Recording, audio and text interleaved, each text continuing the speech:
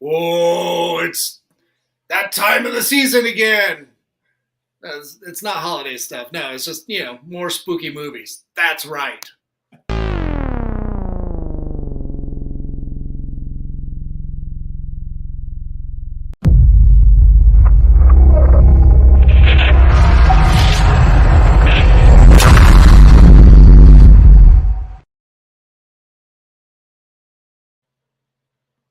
This is COFOH Live and Undead. I am your host, Daniel Crosier, and I am joined by the amazing Jack Hanley and Shay Wescott. What?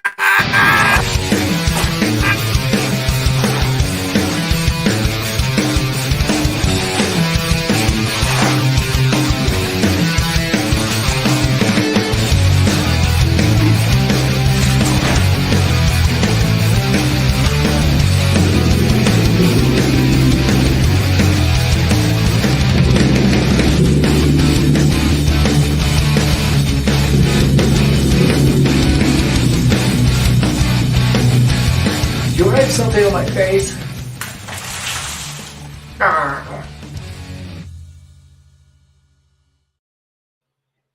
Jack and Shay, how are you?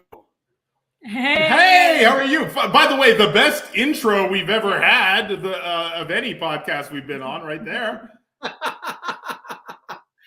Oh, yeah. Well, we try over here. We have so many parts, and, we want to convey that. So, of course, you guys deserve the best. Damn it. We held out for this one. Excellent. I don't think that we've had you guys on the show before. No. Just thinking about it, it's this is the last show of the 5th season, and here we finally got you. We've been working with you, for the last few years, since really the inception of Colorado Festival of Horror. Yes. And outside of that, you guys have this amazing world of film curation. For our audience, real quick, tell us a little bit about yourself, where you come from, and how you got into film. Oh man! So let's do the origin story. Do you want to start? Sure. I don't know if I can match that energy, but I very literally come from New York State. I moved to Colorado about 10 years ago, and I actually started working at the Dairy Art Center where I work currently. I was a volunteer because I found out they were the only art house cinema in Boulder. And when you volunteered, you get to stay and watch a movie for free, which, when you're trying to save money, like, hey, that's a great deal. If you volunteered twice, you could stay there all day. So that was kind of my in. Then I started working there part-time. And around that time in 2015, 2016, we started this program called Friday Night Weird. And that was basically a way to say, like, we only have so much time in the day. We have a very loyal audience of folks who really love their classic films and their serious documentaries and their French romances.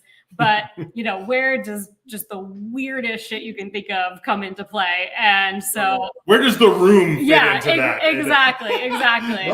And giving those films like a proper theater experience and recognizing that there's people who want to come out and watch a horror movie, watch a science fiction film, but also kind of in this elevated atmosphere on a Friday night. So that was that program, and I was just lucky enough to be around to help champion it.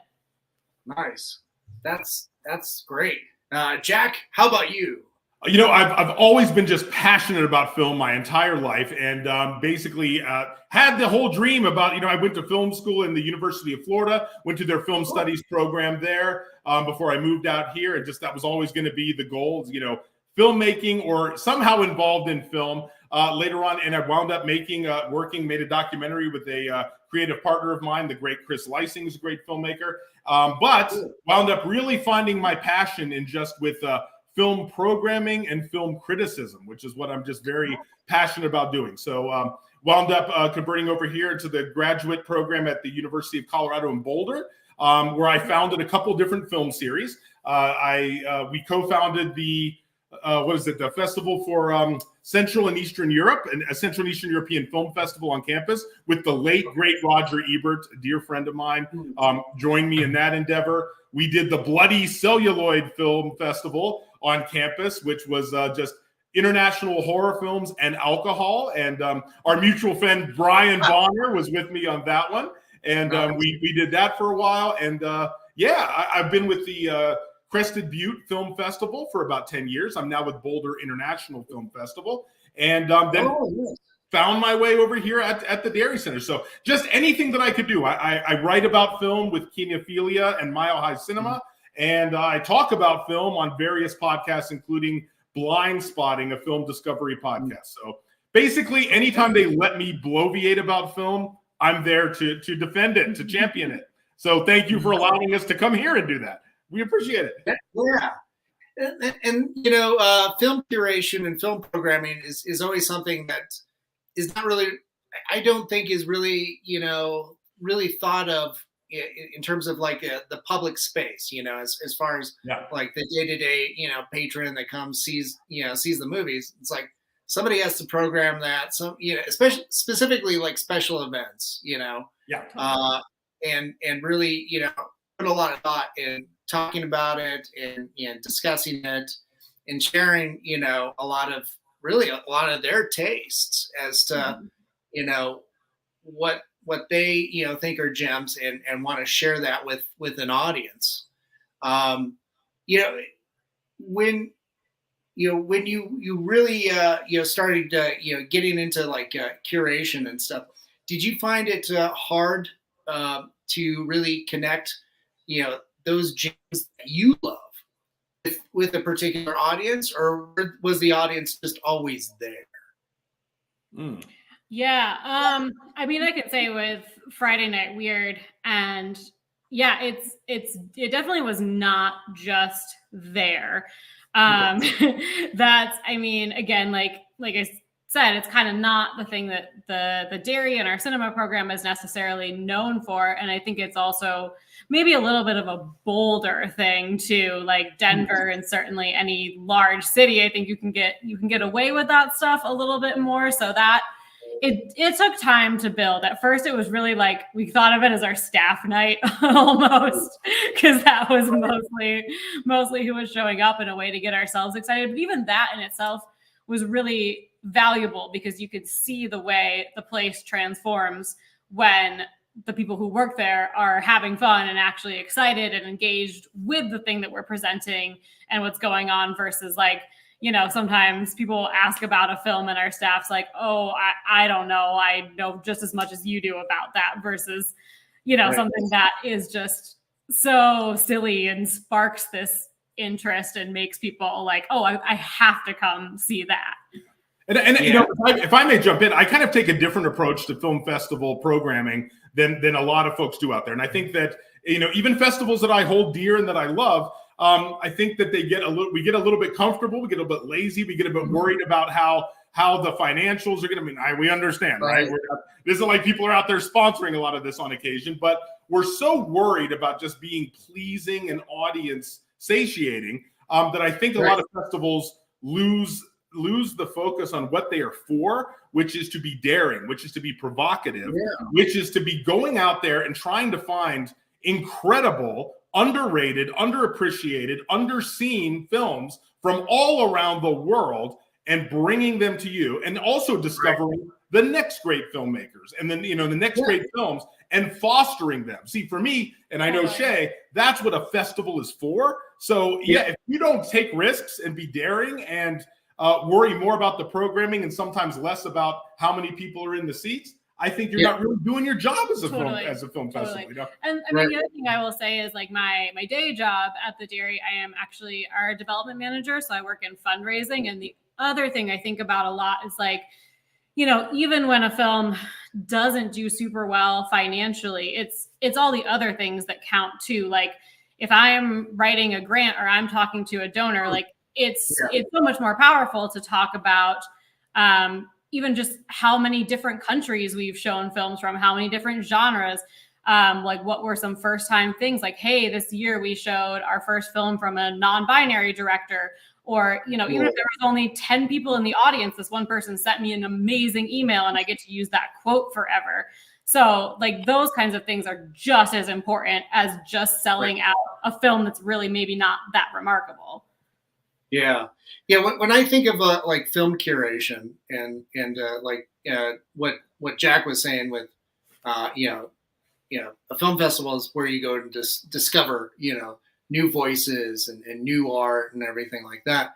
I love the idea of like a deep dive on, what's new and what, what can be really exciting to, and exciting can mean a lot of different things to a lot of different people. But the analogy I always think of is going to the record store and doing that deep dive, in that vinyl or an old CD or, new CD or something, an import, something that you're not familiar with. And it's like, can be really exciting. And a lot of times you're buying it based on the cover art, you don't always get to listen to it there. And it's like, wow, how cool is that? I've done that with vinyl. I've done that with comics and books. And I've done that with movies too. Going to someplace like Wax Trax or Twist and Shout, and oh, for sure. Oh my God, these some of the best experiences is just that exhilaration of the unknown. Wow, what am I going to see? What am I going to listen to? What's the new thing that's going to grab my attention? And it's like, let me run with that idea that you just said, because I think it's a marvelous way to describe really what I think successful curators and programmers do. And that is, it's that individual moment of discovery and how it makes you feel and how passionate you are about it. But then let me ask you this, Daniel, when you found that album that you loved so much, what were you so excited? What's the next step? What did you do with that knowledge? Oh, what did I do with that? I wanted to relive that experience. So I just kept going back, Right. And you also told people, right? You the people that you cared about, you turned them on to that, right? And in this age, I think where we've gone with we're now like we're AI and we're specifically there's algorithms like that on Spotify try to do that curation for you based on metrics, and we all understand that. What we're missing now in a time period where we have access to more media, more IP than ever before in human history, what has never been more important is that one-on-one connection like you described of the record store, where you find something that you love and then you go to similar minded people and share that with them, right? Because word of mouth is how we heard about that. We didn't when you and I were coming up, I know Shay's younger than us, but when you and I were coming up, Daniel, there wasn't like a Spotify playlist to tell us what to listen to. We heard it from the advice of the people that we respected their opinion on. So I think we need that more than ever with cinema as well. Yeah. Right. I think one of the other exciting things too is to go to people that are completely uninitiated, that are not. And it's kind of like throwing spaghetti at the wall and seeing if it sticks. But every now and then, you introduce somebody else who probably is like, I don't like horror movies, or I don't like this genre, or I don't like foreign films, because you have to read. It's like, well, give this a try. That's right. And it's like, what's a hook that they might appreciate that is in there, and try to deliver that, that way. For example, this weekend, Elise and I took my nephew, who's 11, to his first foreign film, with subtitles and everything. And I was like, okay, if I'm going to introduce him to a foreign film, on the big screen that he has to sit there and read, what's a good hook? Godzilla. I knew where you were going, and I'm so happy. It was interesting, watching him experience that, for the first time. I mean, he loves Godzilla. That's easy. But to sit there and have to read the subtitling and everything like that, and he got bored, and he went to the bathroom a couple times throughout the movie and stuff. And I'm like, oh crap, he hates this. And then at the end of the movie, it's like, well, what'd you think? He's like, that's the best Godzilla movie ever. Yeah, Right. You're correct too. Oh. Yeah, yeah.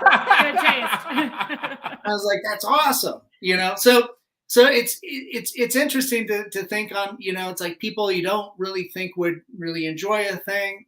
They surprise you sometimes. And it's like, yeah, I really enjoy it. And I enjoy it for something completely different than why I enjoyed it. So it's like, Exactly. Well, great. I think that's such a great point too. Like you can be a kind of beginner of any genre, any discipline of art at any age. And that's something I feel really strongly about is like, if you are someone that is in a gatekeeping role, to do your absolute best to not be pretentious about that. Right. Because I have been in spaces where even if I know I have every right to be there and I know just as much as the person who is talking or hosting or whatever, if I don't feel welcome or I feel like scoffed at or like I'm not coming back. Like that's not a fun experience. No. And if someone is excited about a piece of art, like that is just like the base level entry point. Like why would I turn that person away even if that's not my favorite movie?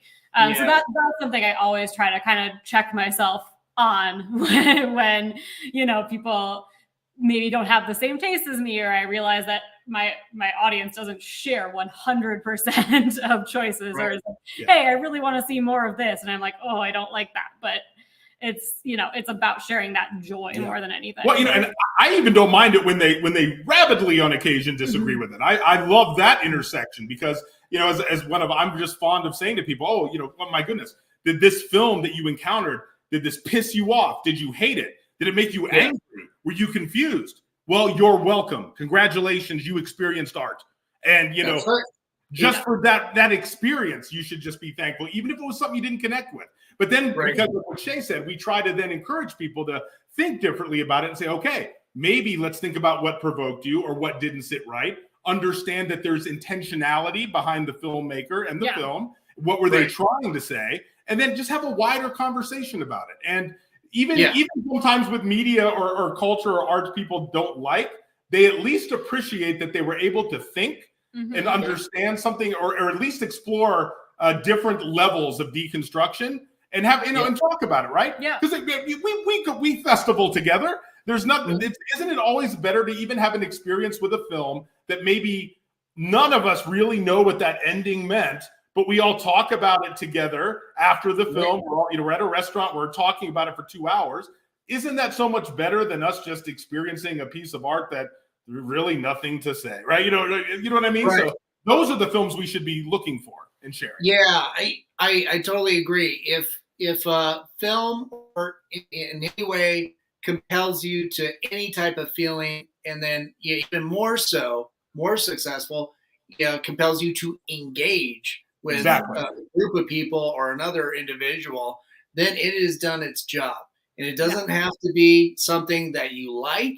It doesn't have to be, because I like terrible things that are bad too, and I like stuff that makes me mad, and and it, because it forces me to have to, think on it. And sometimes it's a lot of like internal dialogues too. If somebody's not there, it's like sometimes I'll talk to myself, sometimes outwardly, and that's not something. He's talking to the concrete again. Okay, but I do think it makes you grow as a person, and I think there's maybe even a connection there, especially with horror fans. That like in general, I think horror fans are some of the nicest, the best, most absolute best, open people I've ever met, and I think a lot of that comes from the fact that these are people who are constantly challenging themselves to be in an uncomfortable space. And so you're kind of welcoming this uncomfortability and you're used to dealing with it. And then when we live in a world that is asking you to practice those behaviors in your work situations and when you're encountering people who are different from you, like we're a little bit more prepared maybe to face that situation than the person who shies away from everything that's not their experience 100% of the time. Yeah. Right. With that too, and it, being the end of the year, can you share with us, some horror films that you've experienced this year for the first time that might have, you thought was, engaging or, fantastically provoking or something like that, or something that you want to champion? Sure. Oh my goodness. Yeah, Well, totally. Sure, we have a lot, and let me also say this for you too, because what I think we're mutual friends with also our beloved friends over there with Telluride Horror Show. Yes. So this is a perfect example of just where you can go to find great programming and curation, and specifically look for things that. What I love about them is that.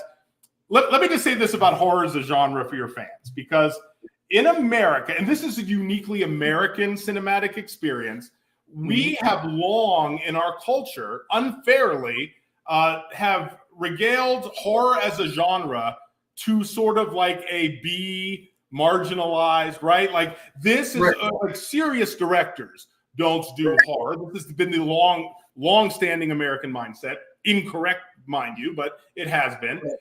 Where that like that's the genre that you give first-time filmmakers or people who aren't that experienced. Meanwhile, throughout history, the entire rest of the world, their best directors take on horror, right? Their greatest auteurs jump into the game and make some of these revolutionary, like films. And so I think that is a thing that we really want, that we're stressing within this genre that we want to change. And so we've always had a focus on international horror as something that we really want to try to introduce to American audiences more, because again, some of the finest directors out there, that's how they're cutting their teeth, and you're getting to see some of their films.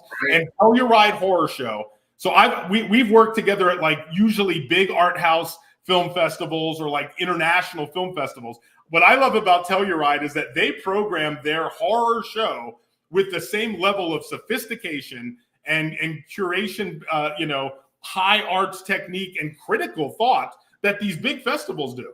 So, you're getting horror, but you're getting some fantastic selections from around the world. So let me, with that, that's my segue to say one that I saw there, and I think you saw it there. I didn't see you in the audience maybe that morning, but I was hiding in the shadows. You're always in the shadows, Daniel. That is true. I felt your presence there. But one for me, there's a dark presence. One for me that I particularly loved was the film Sleep this year. And I did not see that. Yeah, that one I didn't see. You have to. We might. I want to try to show it for Friday Night Weird. It hasn't been released theatrically yet, so be on the lookout. Right. Yeah, and it's it's a first time debut by a director out of South Korea, so it's already like this beautiful, like what's happening with the South Korean new wave. And I think American audiences are finally learning about that through the great Bong Joon-ho and Parasite being the first film in American history as an international film to win Best Picture, not just the international category. And this is Bong Joon-ho's assistant director from some of his earlier work. He's now made a debut film, and it is intellectual, it's captivating. I'm a huge fan of this one. It came big out of Cannes Film Festival, and it's just picking up distribution. So the film is called Sleep. I loved it. It was my favorite film out of the festival there. It's like a slow burn, thoughtful, look. It's a look at the dichotomy, not to give away too much, but the simple premise is that there is a young couple together in South Korea, and they discover that one of the husband starts sleepwalking in a very strange way that begins escalating itself into violence that he commits without his knowledge at night. They're about to welcome a newborn baby into the household. Now there's the anxiety, there's the terror of what he could do. Yeah.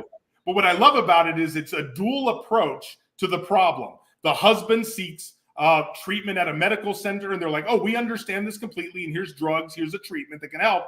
And his wife, on the other hand, is being convinced that it's the spirit of the man that died in the house. So it's two variations on how to tackle a problem from two radically different viewpoints. And there's enough ambiguity that you never quite know who's really correct of what's causing it. So lovely film. That's one that I recommend. Yeah. One that was, while we're on that subject, that was my favorite from Telluride was Late Night with the Devil. I don't know if you saw that one.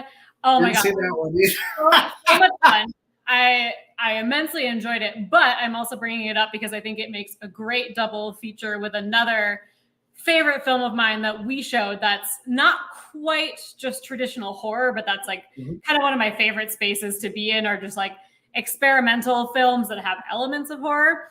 And so the two films are Late Night with the Devil, and then the other one is called Give Me Pity. and both are framed as though you are watching the footage of a like television special. So one is like a late night talk show, and the other is almost like an old fashioned telethon, like one woman show. And both are being tormented by a demonic presence. So Late Night with the Devil, in the more literal sense, the host of this show in the 70s has on a girl who goes through various bouts of being possessed, and she's coming on with her therapist, and they're gonna basically prove or disprove whether or not this is real. And he has a skeptic on that's also walking you through it. But the idea is you're seeing the found footage. Something went horribly wrong this evening, and you're seeing the recovered videotape. And that's all that exists. There's no like exposition outside of that. It's a little bit campy. It's scary. It's so much fun. And then Give Me Pity is also incredibly campy and strange. If you're a fan of Adult Swim, if you remember like the Too Many Cooks video, it is basically like a super art house version of that, from a director named Amanda Kramer, who actually had 2 films come out this year. Another Please Baby Please is on Mubi. Not in any way a horror film, a musical, actually. She just does these incredibly avant-garde, interesting films. She's really interested in like exploring queer identity, talking about gender dynamics, and is just one of my favorite, I think, like most exciting filmmakers right now. But those 2 films, Late Night with the Devil and Give Me Pity, together, I think make an incredibly weird and fun double feature, especially if you like things that are a little bit kitschy.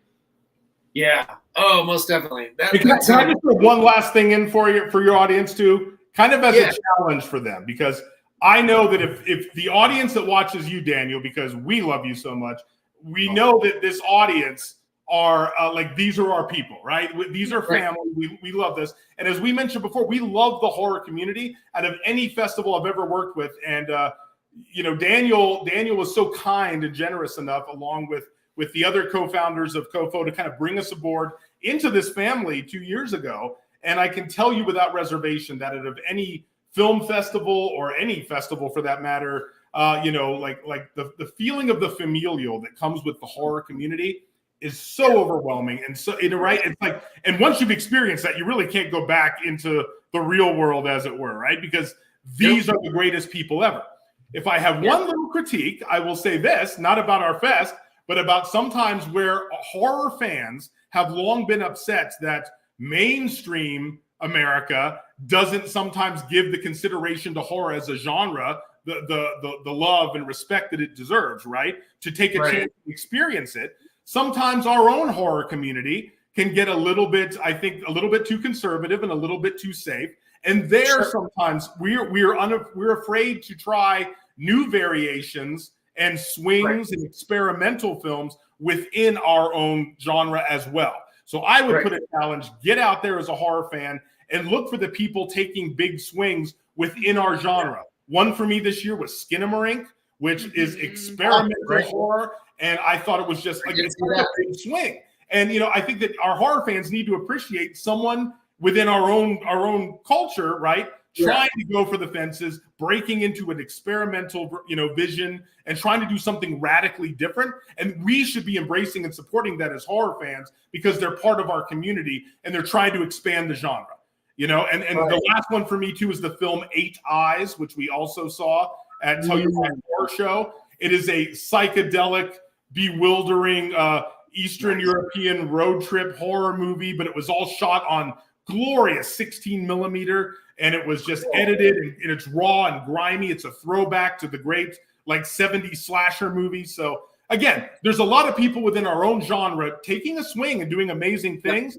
And like we mentioned about festivals, the horror community should be embracing it, supporting it, and at least giving it a try sometime, because we have exciting people in this genre, and we love the genre so much. Mm-hmm. We do. We have some amazing people. I remember Teresa Mercado was talking about it. That's right. because she works she curates with her screen at the C Film Center, which is a fantastic platform too. And but she also heads up the Vinegar Syndrome here in Denver. That distribution point and physical store, brick and mortar store. And she was talking to me about it because that is Vinegar Syndrome's first feature film, as I understand. Yeah, and it's magnificent. It's magnificent. So cool. And to give a shout out to Teresa too, this is the last thing I would give to your viewers. While you're exploring the new, don't forget to revisit the old, our classics, the genres that brought us here as horror fans. Teresa's curating all this month and into next month giallo films over there at the C. So get out there and watch some Mario Bava. Really, if you don't know the films of your filmic history in this genre, get out there and discover that as well. Right, most definitely. Oh, and speaking of which, our good partner Brett Smith is chiming in. He's got a good point. I'm talking about in February. Oh, what is going on in February? What indeed. I'll turn that to Shay.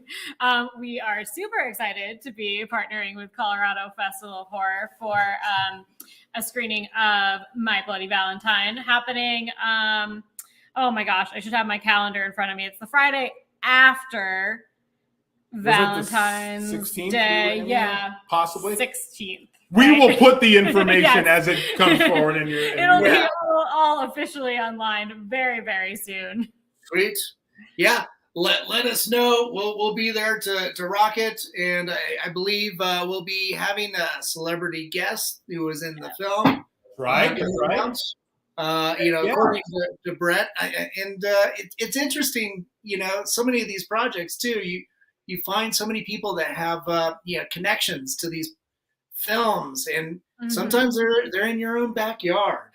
Oh, totally. It's so funny, like not necessarily just within the Friday Night Weird program, but at the Dairy and our cinema program in general. People will show up all the time. Like, of course, we will often, when we know a filmmaker or someone involved, like we'll invite them. But sometimes we'll have films like we had no idea have local connections, and someone will be like, "Hey, I'm the producer of this. Do you want me to come up and talk for a few minutes?" And it's like, yes, thank you. Yeah. Well, and this is a thing that we pride ourselves on, not only at the Dairy Center, but generally, but also with Friday Night Weird specifically too.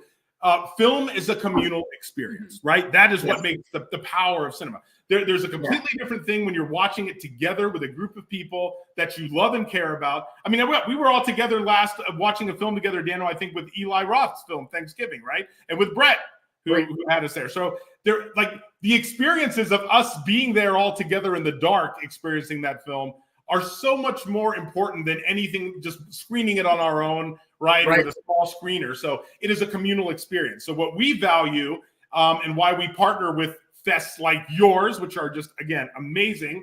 And if your listeners have not yet, are not there all the time and just, bowing to what you and everyone does there, I don't know what to tell you. But what we love about this is it's not just screening the film. What we believe in is drawing a community. We like to do an introduction to give some context of the film you're about to watch, which is important. Give a little bit of history, talk up about, maybe how the film was made. We all experience it together communally. And then we do a talk back afterward where we can discuss it and get a better understanding of the film. Like we don't believe that that the entire filmic experience begins with that first flicker and ends with the credits. It's how we experience it, talk about it, and then try to, go out and evangelize that film into the community to get the next generation of fans. That's what's important. Right. I totally agree with that. The film experience, the film isn't just, the art and the document itself. It is the engagement with the audience too. And it just keeps going and going. And the nice thing with horror films as a genre, and I say this, it seems to be that horror has a lot more longevity than almost any other genre. Yeah, specifically when it comes to like drama. Drama. Great movies come out every year. They're always, there's always those award-winning darlings and stuff. And then the next year, crickets. You don't hear about them and stuff, but you've got the small horror film that comes out, and it just keeps gaining momentum. 30 years down the line, suddenly it's a treasure. It's being, rediscovered, 40 years down the line. Hell, I'm still watching, 100-year-old silent films, like Hexam and stuff. Of course, exactly right. Yeah. My little daughter Mia, who you know and met at the festival, who just turned 18 now, she cut her first teeth on German expressionist horror films. It was watching Cabinet of Dr. Caligari, and she was obsessed with Nosferatu. And that has, yes, introducing like you did with your nephew at a young age, so important to plant that seed. And, they stay horror fans for life. And then, as you pointed out, they keep this alive. They keep the genre. I think what the difference in longevity is that our fans are passionate, of course, and have amazing taste, but also because I think our community treats the art form more like a version of like a filmic or a visual folklore. And it's not just important to experience it, but to share it. All right, to have that transmission, to pass it down as an initiation or almost a ritual with how we share, and consume the art form. And that's what I love about our community. I think something like that, being able to talk about the things that you like and that you love, share that with people, that just makes you a better human being and able to deal with everyday problems even more successfully because you're thinking more abstractly. That's right. That's right. Yeah. So we're winding down on time, but Jack, you have a new project that you'd like to talk about, right? And we thought that with family, we would drop it here kind of first and introduce it to the world. So for a long time, like I said, we come from all these film festival backgrounds, and then we graciously got invited to join your family. And we're never leaving. You're gonna have to drag us out, man, because we're once in. We love you, and we love this festival, and we want to be there forever. But at the same time, we want to continue with the tradition of we have this glorious several days where we're all together with COFOH. But for a lot of people that live in Denver or the Boulder area, where else do they have? Like, we all love the horror show, but that's a long haul, and it's, as you pointed out earlier, it's a big commitment to go to Telluride and stay over there for a while. I mean, well worth it, of course.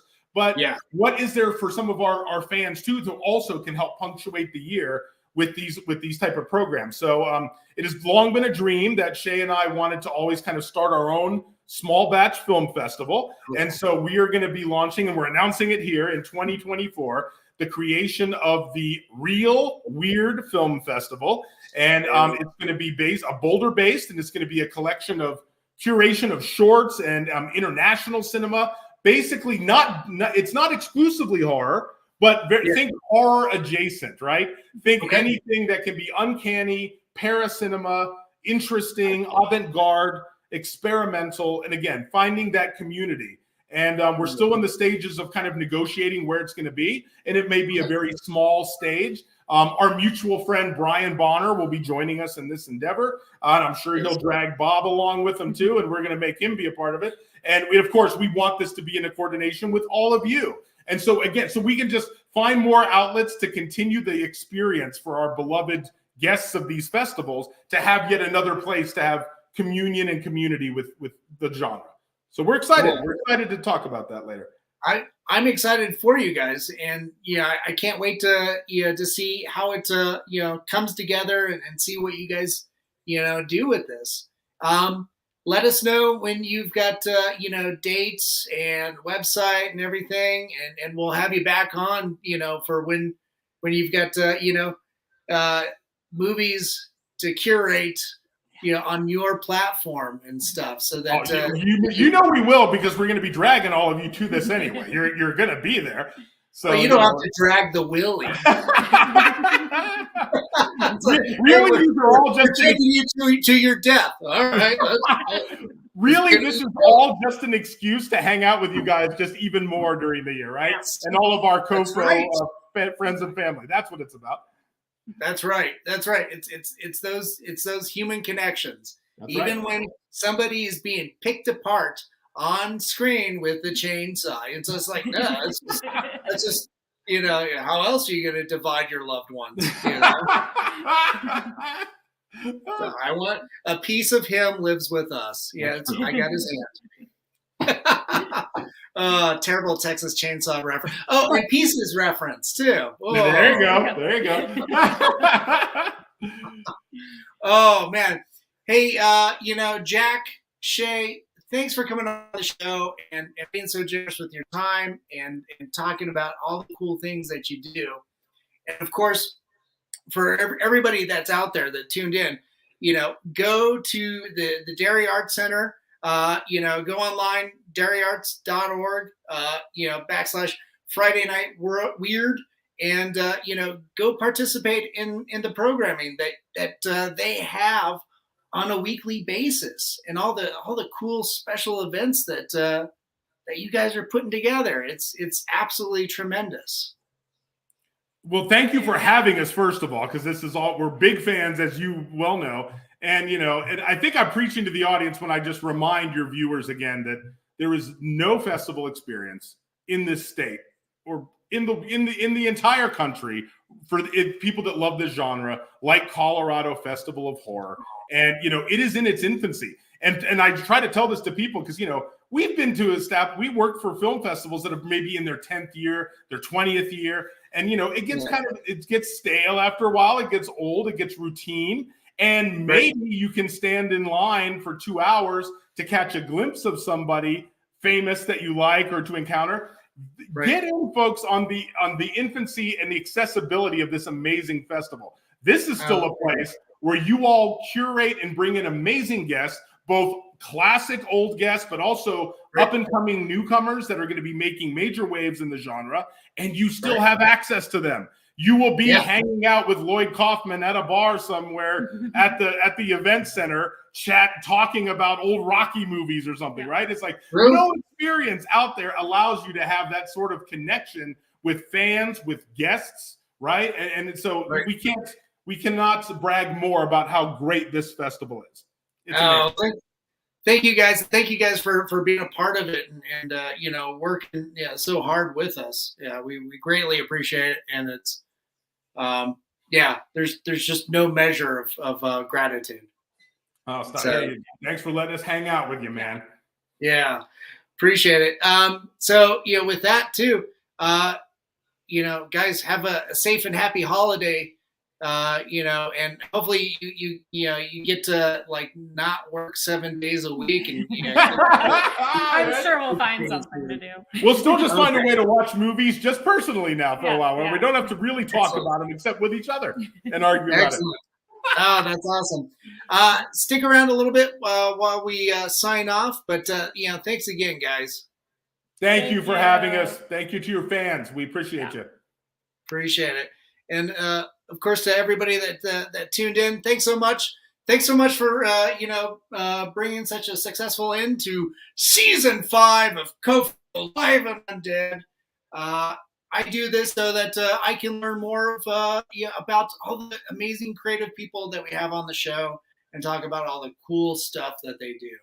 And of course, to our sponsors, to Mutiny Information Cafe. If you're going to start a revolution, make sure you're caffeinated.